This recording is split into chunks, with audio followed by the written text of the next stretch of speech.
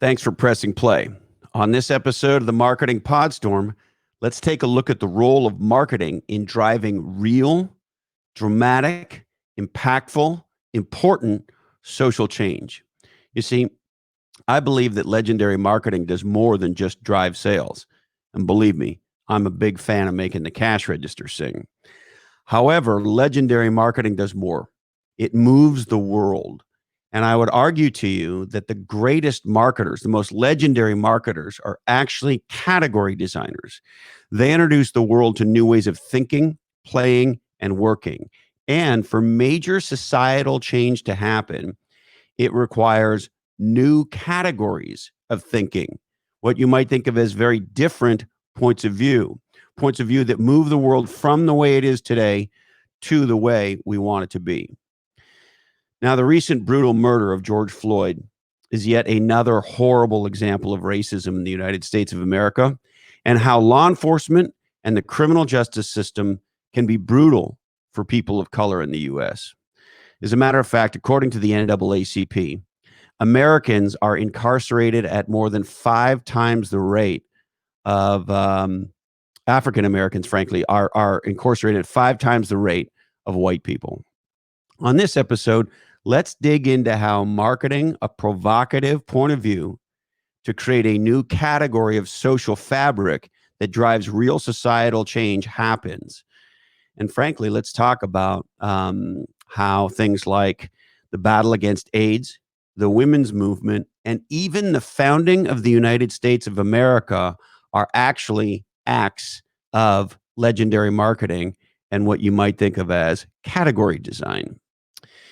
Now, America is getting back to work, but to create a powerful future, you need every advantage you can get, and that's where my friends at Oracle NetSuite come in.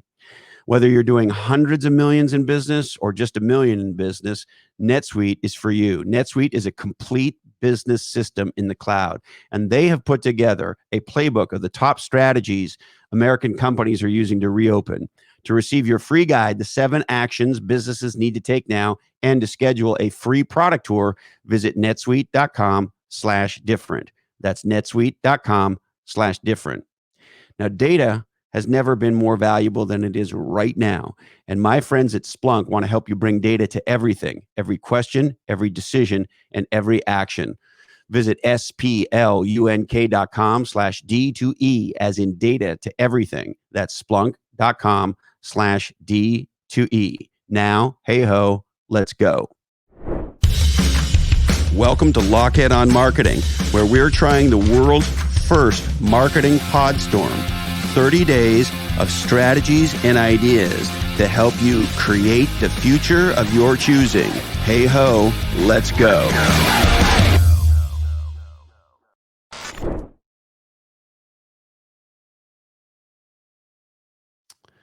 All right. Legendary marketing is about the exponential, not the incremental. Legendary marketing is about creation. That's what category design is about. Creating the future of our choosing, introducing the world to something new, something different, and moving the world from the way it is to the way we want it to be. And look, you might say that I'm Pollyanna-ish or too much of an optimist, but I believe legendary marketing does change the world. And I want to share with you 3 examples. First, in 2005, legendary shoe brand Kenneth Cole spearheaded an incredible campaign. The idea was that if one person has AIDS, we all have AIDS, and that AIDS wasn't a problem for the people who had it and their families, but frankly, was a problem for all of humanity. And so to drive awareness and acceptance and understanding, Kenneth Cole launched a campaign, an awareness campaign, under the banner of "We all have AIDS." And they had incredible ads with folks like Nelson Mandela, Julianne Moore, Natasha Richardson, Richard Gere, and many other celebrities with the banner that said, "We all have AIDS." They even sold T-shirts that said, "I have AIDS." And they got a tremendous amount of attention, and they raised a tremendous amount of awareness. And this is a great example of how a provocative point of view focuses people on a problem to create social change. The idea that if one person has AIDS, we all do, and we need to get behind supporting them and certainly not be racist against people who have it. Here's another great example. So that's a business example. Here's a more social example. After World War II, women had been working tremendously in the factories and in other capacities as men primarily were off to war. That began the seeds of the women's movement. But by the early 1960s, by law in the United States and in Canada, where I grew up, it was still the law that men made more than women. As a matter of fact, my mom, Jackie, who was 16 years old in 1962, she got her first summer job working in, of all places, a rubber factory. She was, I swear to God, I'm not making this up, a rubber ball tester. It's just a funny thing to say that your mother was a ball tester, but I digress before I get myself into any trouble here. But here's the big aha.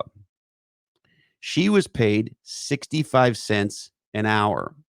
Next to her was a 16-year-old boy who was also doing his first summer job, and he was paid $1 an hour. And that was the law.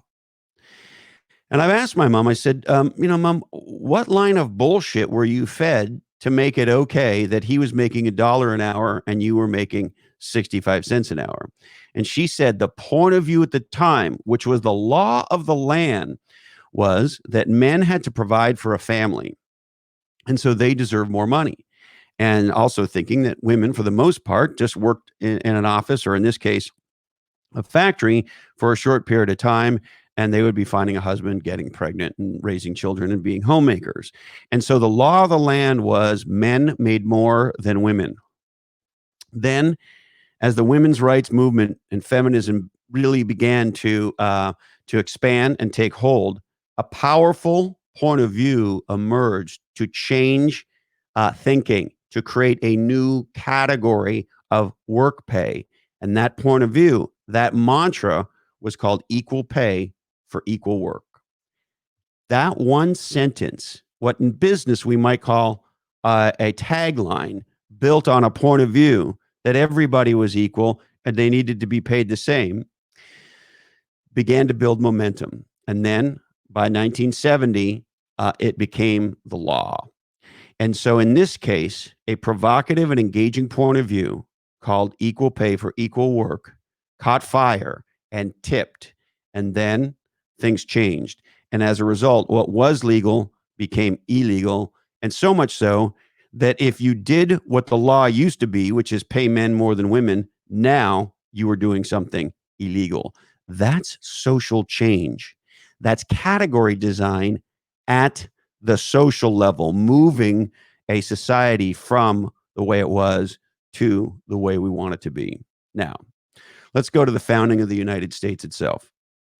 As you know, I'm far from a scholar, never mind a U.S. scholar. However, with just a cursory understanding of the founding of the United States and a read of some of America's founding documents, it's very clear to see the United States is not just a country, it's a new category of country. And if you start to look, you start to see what that new category is. If you go all the way back to July 2nd, 1776, which is when the Declaration of Independence was actually completed, and then, of course, published and made available on July 4th, it most famously says, quote, "We hold these truths to be self-evident, that all men are created equal, that they are endowed by their Creator with certain unalienable rights. Among these are life, liberty, and the pursuit of happiness." The Declaration of Independence goes on from there to say a less famous thing, but something that is very important as it relates to the situation we find ourselves in now. Quote, "That to secure these rights, governments are instituted among men, deriving their just powers from the consent of the governed. That whenever any form of government becomes destructive of these ends, it is the right of the people to alter or abolish it and to institute a new government, end quote. That's in the Declaration of Independence. That's a point of view, a very powerful point of view that is as relevant today than at any time in history. And I believe one that needs to be underscored. Now, if you roll forward in the category design of the United States of a new category of country, you roll forward 87 years to the afternoon of Thursday, November 19th, 1863, the Gettysburg Address, when President Lincoln doubles down on the point of view that created the United States with just 271 words. He bolstered the country during the middle of the American Civil War with these words at the Gettysburg Address. These dead shall not have died in vain, that this nation under God shall have a new birth of freedom, and that the government of the people, by the people, for the people, shall not perish from the earth. Okay, so why do I bring this up?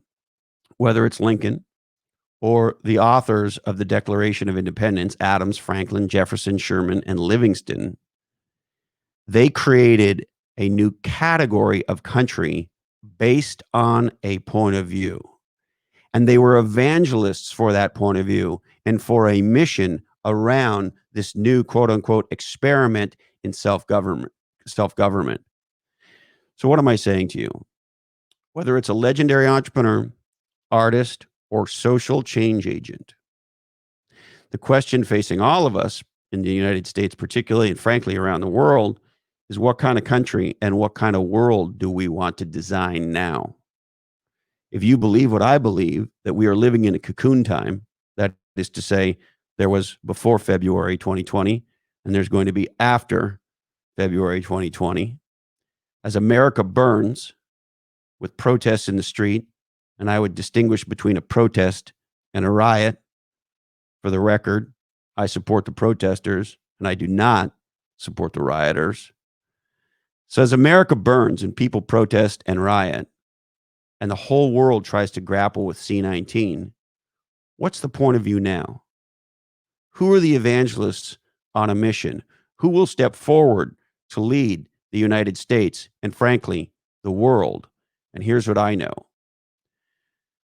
For exponential change to happen, it requires category design. It requires the marketing of a point of view that mobilizes a movement to take the world to an exponentially different future. And that's why I think that real social change requires category design and legendary marketing predicated on a powerful and different point of view. And I think the world needs that more now than ever. All right. We would like to thank the good folks at Atranet, ATRE.net, building legendary B2B websites in Silicon Valley for over 20 years. Visit Atranet.com. Spiro.ai, proactive relationship management, helping you close more business. And man, oh man, we need to close more business, don't we? My friends at themission.org will help you build legendary corporate podcasts, because now every business needs to become a media business. Check out mission.org today. I also need to remind you that today's information is provided to you solely for informational purposes. And I need to warn you that the oddcasts of this, or the creators of this oddcast, were probably consuming libations. We're produced and edited by living podcast legend Jason DeFilippo. Sarah Knox and Jamie J do technical execution and are responsible for Lochhead.com and a whole bunch of other shit. Show notes by Diane Gervasio. Candy Dandy keeps the trains running on time, on time, through town, on time. All of it. She does it all. Love you, Mom and Dad. Thank you so much. Then the thought I'll leave you with today comes from Jay-Z, who said, I believe you can speak things into existence. Please stay healthy, stay legendary, and until we're together again, follow your different.